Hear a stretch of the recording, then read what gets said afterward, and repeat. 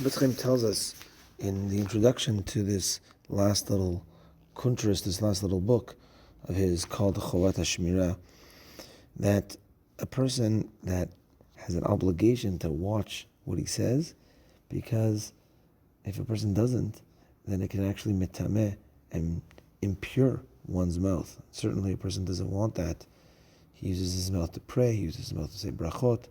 He doesn't want an impure mouth, a dirty vessel. Imagine serving a nice steak on a dirty plate. It's disgusting. So too, you have a dirty mouth on one side, and now you want to say brachot, say tefillah. It doesn't work. We have to try making sure to clean our mouth, and mitaher our mouth, and keep our mouth pure. It says the Chafetz Chaim that we know there's a concept called the met mitzvah. Met mitzvah is if a person, God forbid, passes away, he doesn't have a minyan to bury him, the absolute minimum. It's such a mitzvah. It's such a mitzvah to take care of him. It's a met mitzvah. So too, in mitzvot itself, in the 630 mitzvot, there are certain mitzvot that are met mitzvahs. There are certain mitzvot that, unfortunately, are dead. Not so many people do them.